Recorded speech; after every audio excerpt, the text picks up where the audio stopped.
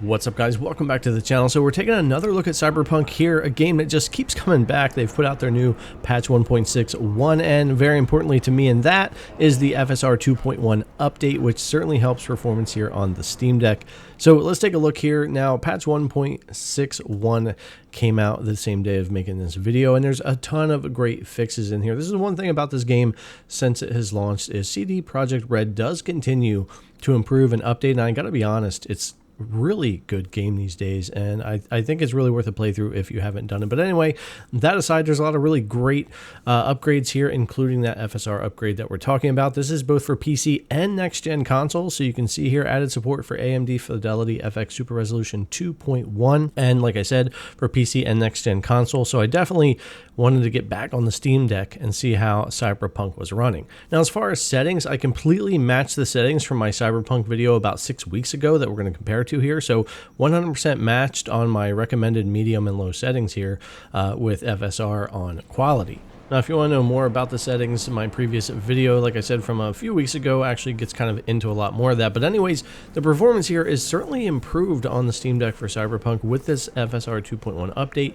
running the exact same settings as I was before here with FSR on quality and that mix of low and medium settings with VSync on. Much better resource utilization here with the GPU mostly staying 97-98%, and much better frame times than we used to have. Here's a side-by-side of my original video before the update and the update now today, and a dramatic difference in frame times. Even though with identical settings we may not get a big difference in the actual FPS in a lot of places, that frame time means a ton when it comes to how the game feels and how the game plays, and you can see that in the resources here too when you see how much CPU and GPU is being used.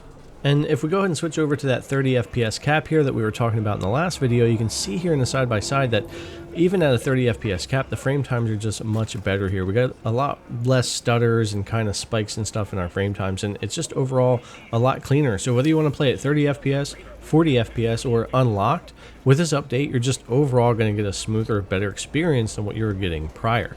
Now, if we jump over on the motorcycle here while we're driving, again, I have this uncapped right now, and you can see that the frame time is just so much better, and it feels so much better when you're driving around the city. I could just really notice it in the gameplay. Also in combat, just when you're aiming and walking around, and I don't know, there's a lot more fluidity to it when your frame times are this clean. You can take the same exact FPS from two different places, but change those frame times, and that's what you can really feel. And this update really reminds me of what happened with Dying Light 2 when that came out, because it wasn't that great until they implemented the FSR 2.0 in there, and then all of a sudden the FPS was similar, but the frame times were just so much better, and it really made that game much more playable on the system. And while Cyberpunk was already very playable on the Steam Deck, and there's so many ways you can modify your settings and your gameplay, it was not as good as it is now, and especially with these frame times and everything. I just am really impressed with this update. They're really using the CPU and GPU better here, and it's just a better experience for Cyberpunk.